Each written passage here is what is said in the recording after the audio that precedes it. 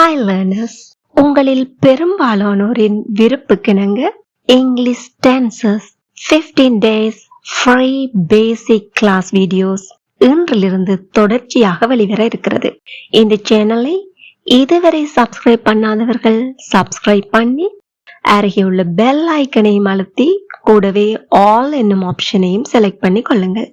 In this class, we are going to learn all 12 tenses in English, but in a super simple and interesting way. Englishல tense na என்ன? எதுக்காக தேவை? எப்படி பயிற்சி செய்யலாம்? இவற்றையெல்லாம் தெளிவாக பார்த்திடலாம் வாங்க. Tenses show the time of an action or event. ஒரு செயலின் அல்லது நிகழ்வின் காலத்தை காட்டுவதுதான் tense. English tense is the form of the verb that shows the time of an action, past or present or future. அதாவது ஒரு செயலின் அல்லது நிகழ்வின் காலத்தை கடந்த காலம், நிகழ்காலம், எதிர்காலம் என காட்டுவதுதான் tense. தமிழை போலவே ஆங்கிலத்திலும் 3 முக்கிய காலங்கள் அதாவது tenses உள்ளன. நடந்து முடிந்த காலம், கடந்த காலம், இறந்த காலம், இப்படி எது வேணும்னாலும் நாங்க சொல்லிக் கொள்ளலாம். அதையெல்லாம் ஆங்கிலத்தில் past tense, past tense எப்படி சொல்வோம்? past tense. அதே போல தற்போதைய காலம், நிகழ்காலம், இதை எப்படி சொல்வோம்? present tense, present tense, again present tense. அப்படியானால் நடைபெறவிருக்கும் காலம், இனிவரும் காலம், எதிர்காலம், இதெல்லாம் ஆங்கிலத்தில் எப்படி சொல்வோம்? future tense, future tense. எங்கூட சேர்ந்து சொல்லி பாருங்க, future tense. இவற்றை நாம் ஏன் கற்றறிந்திருக்க வேண்டும்? யோசிச்சு பாருங்க. why are tenses important in English? To show the time of an action. அதாவது செயல் நடந்த காலத்தை தெரிவிக்க. To make your sentence meaningful and clear. உங்களுடைய வாக்கியங்களை தெளிவாகவும் அர்த்தமுள்ளவையாகவும் உருவாக்க. To help you speak and write correctly. சரியாக பேசவும் எழுதவும் உதவுவதற்கு. To understand others better. மற்றவர்கள் பேசுவதை அல்லது எழுதுவதை புரிந்து கொள்வதற்கு. To show the duration or completion of an action. ஒரு செயலின் கால அளவை அல்லது அதன் நிறைவுற்ற நிலையை எடுத்து காட்டுவதற்கு. அது மட்டுமல்லாமல் to avoid confusion. தேவையற்ற குழப்பங்களை எல்லாம் தவிர்த்து கொள்வதற்கு இந்த tenses ரொம்பவே உதவி புரிகின்றன. சரி, நாம் பார்த்துள்ள 3 மேஜர் டென்சஸும் தனித்தனியே 4 உபபிரிவுகளை கொண்டுள்ளன. எத்தனை உபபிரிவுகள்? 4. ஆகையால் தான் 12 tenses என்றவாறாக குறிப்பிடுகின்றோம். Each major tense subdivided into 4 forms. அந்த உபபிரிவுகளை என பார்த்துடுவோமா? சிம்பிள் அதாவது சாதாரணம், continuous தொடர்ச்சி, perfect முற்று பெற்ற நிலை, last one perfect continuous அதாவது ஒரு செயலின் தொடர்ச்சி காலத்தை குறிக்கும். மறுமுறையாக சொல்லி பார்ப்போம். simple, continuous, perfect, perfect continuous. இனி நாம் சற்றே விளக்கமாக 12 காலங்களையும் பார்த்திடலாம். வழக்கமாக நடைபெறுவனவும் தற்காலத்தில் நடைபெறுவனவுமான செயல்கள். அதாவது ஒரு செயல் நேற்றும் நடக்கும், அதே செயல் இன்றைக்கும் நடக்கும், நாளைக்கும் நடக்கும். அப்ப இவ்வாறான வழக்கமாக நடைபெறுவனவும் தற்காலத்தில் நடைபெறுவனவுமான செயல்களை குறிக்க நாங்கள் எப்படி ஆங்கிலத்தில் சொல்வோம் என்று சொன்னால் simple present tense, simple present tense. உதாரணத்துக்கு பார்ப்போம். நான் ஒரு ஆசிரியர், ஆகவே நான் கற்பிக்கிறேன். இந்த கற்பித்தல் என்னும் செயல் வழக்கமாக நடைபெறுகின்ற ஒரு செயல். ஆகையால் அதை நாங்க சிம்பிள் பிரசன்ட் டென்ஸ்ல சொல்லலாம். அடுத்ததாங்க பார்ப்போம். தற்போது நடைபெற்று கொண்டு இருக்கிற ஒரு செயல். இதே எப்படி ஆங்கிலத்துல சொல்வோம்? present continuous tense, நடைபெற்று கொண்டிருக்கிற செயல். அந்த செயல் தொடர்ச்சியாக இருந்துட்டு இருக்கு, செயலின் தொடர்ச்சி. அதை காட்ட நாங்க கண்டினியூவஸ் டென்ஸ் பயன்படுத்துகின்றோம். உதாரணத்துக்கு சொல்ல போனால், நான் இப்போது கற்பித்துக் கொண்டிருக்கிறேன். கற்பிக்க தொடங்கிட்டேன், இன்னமும் முடிக்கல. அப்ப அந்த தொடர்ச்சியில நான் இப்போ இருக்கிறேன். நான் கற்பித்துக் கொண்டு இருக்கிறேன். அடுத்து நாங்க பார்ப்போம், ஏலவே நிறைவு பெற்று தற்காலத்தில் அதன் விளைவின் தாக்கத்தை காட்டும் செயல். உதாரணத்துக்கு பார்க்க போனோமானால், இப்போ நான் டென்ஸ் படிப்பிக்கிறேன், ஆனால் ஏற்கனவே நான் சப்ஜெக்ட் என்ன அப்படின்னு சொல்லி படிப்பிச்சிருக்கிறேன். அப்போ நான் கற்பித்து இருக்கிறேன், அந்த விடயத்தை நான் கற்பித்து இருக்கிறேன், அதனுடைய பயன்பாடுகளுக்கு இப்ப எல்லாம் தேவைப்படும். ஆகவே அதை நான் இப்போது உள்ள நிலவரத்தோடு சம்பந்தப்படுத்துகிறேன். ஏற்கனவே முடிந்த ஒரு செயல், அதை தற்போதைய நிலைமையோடு தொடர்பு படுத்துகிறேன். அப்போ அதனுடைய தாக்கம் இங்கே இருக்கிறது. இவ்வாறான செயலை present perfect tense என்றவாறு குறிப்பிடுவோம். எப்படி குறிப்பிடுவோம்? present perfect tense. அடுத்து, நீண்ட நேரமாக, நேரத்தை வலியுறுத்தி கூற வேண்டிய வகையில் நடைபெற்று கொண்டே இருக்கும் செயல்.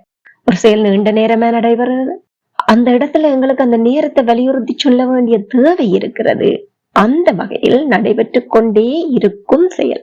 இதை நாங்க present perfect continuous tense என்றவாறு குறிப்பிடுவோம். present perfect continuous tense. உதாரணத்துக்கு பார்த்தோமானால், நான் 23 வருடங்களாக கற்பித்துக் கொண்டே இருக்கிறேன். லாங் டைம் எகோவே நான் படிப்பிக்க தொடங்கிட்டேன், அந்த செயல்பாடு இன்னமுமே முடியல. ஆகவே அந்த காலத்தை வலியுறுத்தி சொல்ல விரும்பினேன், அதனால் சொல்லிவிட்டேன். நான் 23 வருடங்களாக கற்பித்துக் கொண்டே இருக்கிறேன். இப்போ நாம தமிழ்ல பார்த்த வாக்கியங்களை ஆங்கிலத்தில் சொல்லி பார்ப்போம். நான் கற்பிக்கிறேன், I teach. I teach. நான் கற்பித்துக் கொண்டிருக்கிறேன், தொடர்ச்சியை காட்டுறதுக்கு I am teaching. I am teaching அப்படின்னு சொல்றோம். அப்ப இதுவே அவன் கற்பித்துக் கொண்டிருக்கிறான் என்றால் எப்படி வந்திருக்க வேண்டும்? He is teaching. and he என்பது அவன் என்பது ஒரு ஒருமையானவாய், ஆகையால் he is teaching. இப்போ நீங்க இதுகளை பற்றி எல்லாம் நினைச்சு ஒன்றும் கஷ்டமே அப்படின்னு யோசிச்சு குழம்பிக் கொள்ளாங்க. இவற்றை பற்றி எல்லாம் தெளிவா நாங்க படிக்கத்தான் போறோம். உதாரணத்துக்கு சொன்னேன். அடுத்து நாங்க பார்த்தோம், நான் கற்பித்து இருக்கிறேன், I have taught. taught என்பது என்ன? teach என்பதனுடைய இறந்த கால வினையெச்ச வடிவம், past participle form, V3 form அப்படின்னு சொல்வோம். இதையிட்டும் இப்போதைக்கு கவலைப்பட்டுக் கொள்ளாங்க, நாம ஒவ்வொரு வீடியோவாக பார்க்கும்போது தெளிவான விளக்கம் கிடைத்துவிடும். நான் கற்பித்திருக்கிறேன், I have taught. அவள் கற்பித்திருக்கிறாள், she has taught என்றவாறு வரும். அடுத்த இறுதியாக பார்த்த வாக்கியம் என்ன? நான் 23 வருடங்களாக கற்பித்துக் கொண்டே இருக்கிறேன், I have been teaching for 23 years. I have been teaching for 23 years. இப்போ உங்களுக்கு நான் 4 வாக்கியங்கள் தருகிறேன். அந்த 4 வாக்கியங்களையும் எவ்வாறு ஆங்கிலத்தில் அழகாக சொல்லிடலாம் என்று மறக்காம கமெண்ட் பண்ணுங்க. எல்லாரும் கமெண்ட் பண்ணுங்க. தவறு வந்துடும், தப்பா இருக்குமோ அப்படின்னு யோசிக்கவே வேணாம். நான் விளையாடுகிறேன், நான் விளையாடிக்கொண்டே இருக்கிறேன், நான் விளையாடி இருக்கிறேன், நான் 20 நிமிடங்களாக விளையாடிக்கொண்டே இருக்கிறேன். Don't forget to comment. அடுத்து நாங்க பார்ப்போம், கடந்த காலத்தில் நடந்த செயல். இது எப்படி ஆங்கிலத்தில் சொல்லலாம்? Simple past tense. Simple past tense. சாதாரண ஒரு செயல், சாப்பிடுறத எடுத்து பார்ப்போமே. நான் சாப்பிட்டேன், கடந்த காலத்தில் நடைபெற்ற ஒரு செயல். இப்ப சாப்பிட்டேனா? இல்லை, நான் சாப்பிட்டேன், அந்த செயல் முடிஞ்சிட்டது. அதே போல கடந்த காலத்தில் நடைபெற்று கொண்டிருந்த செயல், அதாவது தொடர்ச்சியை காட்டுறோம், நடைபெற்று கொண்டிருந்த செயல், past continuous tense. Past continuous tense. நான் சாப்பிட்டு கொண்டு இருந்தேன், செயல் தொடர்ச்சியில் இருந்தது என்று காட்டத்தான் என்ன சொல்றோம்? சாப்பிட்டு கொண்டு இருந்தேன், கடந்த காலம். அடுத்தது கடந்த காலத்தில் நடைபெற்று முடிந்த செயல். கடந்த காலத்துல நடைபெற்று முடிந்த செயல், இதை நாங்க பாஸ்ட் பெர்ஃபெக்ட் டென்ஸ் அப்படின்னு சொல்வோம். எப்படி சொல்ல வேண்டும்? Past perfect tense. உதாரண வாக்கியம் பார்ப்போமானால், நான் சாப்பிட்டு இருந்தேன். இப்போ உங்களுக்கு ஒரு விடயம் தோன்றலாம், கடந்த காலத்தில் நடந்த செயல் என்றால் என்ன, கடந்த காலத்தில் நடைபெற்று முடிந்த செயல் என்றால் என்ன? இரண்டுமே கடந்த காலம் தானே, இதுல என்னதான் வேறுபாடு இருக்க போகுது அப்படின்னு யோசிப்பீங்க இல்லையா? அதாவது சாதாரணமா சிம்பிள் பாஸ்ட் டென்ஸுக்கும் பாஸ்ட் பெர்ஃபெக்ட் டென்ஸுக்கும் என்ன வேறுபாடு அப்படின்னு யோசிப்பீங்க. பாருங்க பார்க்கலாம். இப்ப மேலோட்டமா பார்ப்போம். நாங்க அதை பற்றி தெளிவாக பிறகு தனித்தனி வீடியோவாகவே பார்ப்போம். 2 விடயங்கள் கடந்த காலத்தில் நடைபெற்று முடிந்துள்ளன. இவற்றில் எது முதல் நடைபெற்றது என்பதை எடுத்து காட்டுவதற்கு முதல் நடைபெற்ற விடயத்தை நாங்கள் பாஸ்ட் பெர்ஃபெக்ட் டென்ஸ்ல சொல்லுவோம். எப்படி சொல்ல வேண்டும்? பாஸ்ட் பெர்ஃபெக்ட் டென்ஸ்ல. பிறகு நடந்த விடயத்தை சாதாரணமா சிம்பிள் பாஸ்ட் டென்ஸ்ல சொல்லுவோம். அதாவது நான் வீடு சென்றடைந்த போது அம்மா சமைத்து இருந்தார். நான் வீடு சென்றடைந்தேன், அம்மா சமைத்திருந்தார். இரண்டுமே கடந்த காலம்தான். இதுல எது முதல் நடைபெற்றிருக்குது? அம்மா சமைச்சு முடிச்சதுதான் முதல்ல நடந்திருக்குது. அப்போ இதை நாங்க ஆங்கிலத்துல சொல்லிக்க அம்மா சமைத்திருந்தார் என்பதற்கு தான் mother had cooked அப்படின்னு சொல்லுவோம். When I reached home, my mother had cooked. அப்போ இந்த சந்தர்ப்பத்துல தான் நாங்க பாஸ்ட் பெர்ஃபெக்ட் டென்ஸை பயன்படுத்திக் கொள்கின்றோம். மேலதிக விளக்கம் அவற்றை பற்றி தனித்தனியாக படிக்கும் போது பார்த்துக் கொள்வோம். Now don't worry about these things. Last one. கடந்த காலத்தில் காலத்தை வலியுறுத்தி கூறக்கூடிய வகையில் நடைபெற்று கொண்டே இருந்த செயல். இருக்கிற செயல் இல்ல, நடைபெற்று கொண்டே இருந்த செயல். இதை நாங்க ஆங்கிலத்துல சொல்வோம் past perfect continuous tense. Past perfect continuous tense அப்படின்னு சொல்வோம். இதுக்கான உதாரண வாக்கியத்தை நாம் பார்ப்போமானால், நான் 15 நிமிடங்களாக சாப்பிட்டு கொண்டே இருந்தேன். 15 நிமிடங்களாக சாப்பிட்டு கொண்டே இருந்தேன். இங்க நேரத்தை வலியுறுத்தி கூற நான் விரும்பினேன், அதனாலதான் இந்த வடிவத்தை பயன்படுத்தினேன். இப்போ இவற்றை எப்படி ஆங்கிலத்தில் சொல்லலாம் அப்படின்னு பார்ப்போம். நான் சாப்பிட்டேன். சாப்பிடுறது ஈட், அதனுடைய இறந்த கால வடிவம் எங்களுக்கு தெரிந்திருக்க வேண்டும். ate என்பது I ate, நான் சாப்பிட்டேன். நான் சாப்பிட்டு கொண்டு இருந்தேன் கடந்த காலத்தை குறிக்குது. ஆகையால I was eating. I was eating. அவள் சாப்பிட்டு கொண்டிருந்தாள். இதை எப்படி சொல்லியிருக்கலாம்? Very good. She was eating. அதே போல அடுத்த வாக்கியம் என்ன? நான் சாப்பிட்டு இருந்தேன். I had eaten. I had eaten. அவர்கள் சாப்பிட்டிருந்தார்கள். They had eaten. நாங்கள் சாப்பிட்டிருந்தோம். எப்படி சொல்லலாம்? Fabulous. அடுத்த உதாரணம் என்ன பார்த்தோம்? நான் 15 நிமிடங்களாக சாப்பிட்டு கொண்டே இருந்தேன். I had been eating for 15 minutes. I had been eating for 15 minutes. இப்போ உங்களுக்கான நேரம். நான் விளையாடினேன். நான் விளையாடிக் கொண்டிருந்தேன். நான் விளையாடி இருந்தேன். நான் 2 மணித்தியாலங்களாக விளையாடிக் கொண்டே இருந்தேன். Please have it to try. தவறா போயிடுமா, தப்பு வந்துடுமா அப்படி எல்லாம் யோசிக்கவே வேணாம். எப்படித்தான் இருந்தாலும் பரவாயில்ல. Try to comment your answer. That is your initial step. அதான் உங்களோட ஆரம்ப படி. அடுத்து நாங்க பார்ப்போம் எதிர்காலத்தில் நடைபெறவிருக்கும் செயல். இதை எப்படி ஆங்கிலத்துல சொல்லலாம்? Simple future tense. Simple future tense. அதுக்கு உதாரணம் பார்ப்போமே, அந்த சமைத்தல் என்னும் செயலை எடுத்து நோக்குவோம். நான் சமைப்பேன். Simple future tense. அடுத்தது எதிர்காலத்தில் நடைபெற்று கொண்டு இருக்க போகும் செயல். எதிர்காலத்துல தொடர்ந்து கொண்டிருக்க போகிற ஒரு செயல். Future continuous tense. உதாரண வாக்கியம், நான் சமைத்துக் கொண்டு இருப்பேன். Future continuous tense. அடுத்தது எதிர்காலத்தில் குறிப்பிட்ட நேரத்தில் முடிவடைந்திருக்கக்கூடிய செயல். ஒரு குறிப்பிட்ட நேரம் என்று சொல்றோம், அது எதிர்காலத்துக்குரிய நேரம். அந்த நேரத்துல முடிவடைந்திருக்கக்கூடிய செயல். இதை சொல்வதற்கு நாம் பயன்படுத்துவதுதான் future perfect tense. Future perfect tense. உதாரண வாக்கியம் பார்ப்போமானால், நான் சமைத்து இருப்பேன். நான் சமைத்து இருப்பேன். எதிர்காலத்தில் காலத்தை வலியுறுத்தி காட்டிடக்கூடிய வகையில் நடைபெற்று கொண்டே இருக்க போகும் செயல். கட்டாயம் அந்த செயல் எவ்வளவு காலம் தொடர போகுது என்றது வலியுறுத்தி கூற வேண்டிய தேவை இருக்கு என்னும் பட்சத்துல நாம் அதற்கு பயன்படுத்தும் டென்ஸ் தான் ஃபியூச்சர் பெர்ஃபெக்ட் கண்டினியூவஸ் டென்ஸ். என்ன டென்ஸ் பயன்படுத்துவோம்? Very good. Future perfect continuous tense. இதற்கான உதாரணம் பார்ப்போமானால், நான் 2 மணித்தியாலங்களாக சமைத்துக் கொண்டே இருப்பேன். உதாரணத்துக்கு ஒரு 8 மணிக்கே சமையல் தொடங்கிடுவீங்க. ஆனா 10 மணிக்கு கூட நீங்க முடிக்க மாட்டீங்கன்றது உங்களுக்கு தெரியும். ஆகையால 10 மணிக்கு என்ன செய்து கொண்டிருப்பாய் என்று யாராவது கேட்டால் என்ன சொல்வோம்? 2 மணித்தியாலங்களாக சமைத்துக் கொண்டே இருப்பேன். இப்போ இந்த 4 வாக்கியங்களையும் ஆங்கிலத்தில் எவ்வாறு கூறிடலாம் அப்படின்னு பார்ப்போம். நான் சமைப்பேன் எதிர்காலத்தை குறிக்கிறது. ஆகையால் I will cook. I will cook.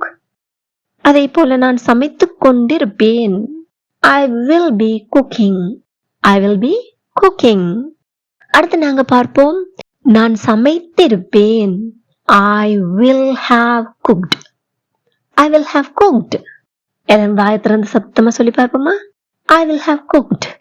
லாஸ்டா என்ன சென்டென்ஸ் பார்த்தோம்? நான் 2 மணித்தியாலங்களாக சமைத்துக் கொண்டே இருப்பேன். I will have been cooking for 2 hours. I will have been cooking for 2 hours. இப்போ உங்களுக்கான வினாக்கள். நான் விளையாடுவேன். நான் விளையாடிக் கொண்டிருப்பேன். நான் விளையாடி இருப்பேன். நான் 30 நிமிடங்களாக விளையாடிக் கொண்டே இருப்பேன். Please comment your answers. Don't hesitate to comment or don't ignore the comment section. தயக்கப்படவும் வேணாம், தெரிஞ்சதுதானே அப்படின்னு தட்டி கழிச்சும் போயிடாதீங்க. Please do comment. இவ்வளவு நேரமும் நாம 12 காலங்களையும் மேலோட்டமாக பார்த்துவிட்டோம். நாளைய வகுப்பில் இந்த காலங்களை தனித்தனியாக தெளிவாக கற்றுக்கொள்ள தேவையான அடிப்படை விடயங்களை விரிவாகவும் விளக்கமாகவும் கற்றுக்கொள்வோம். Let's have a recap. What are tenses? Tenses and என்ன? Tenses show the time of an action or event. What are the major tenses in English? Present, past, and future. How many subdivided forms of tenses are available? How many? Very good. 4. Name all the tenses in English. இப்ப name பண்ணி பார்ப்போமா? Simple present tense, present continuous tense, present perfect tense, present perfect continuous tense. Simple past tense, past continuous tense, past perfect tense, past perfect continuous tense. Simple future tense, future continuous tense, future perfect tense, future perfect continuous tense. Fantastic! If you found this video helpful, give it a like. Comment your favorite tense. Share it with your friends. And don't forget to subscribe for more spoken English lesson.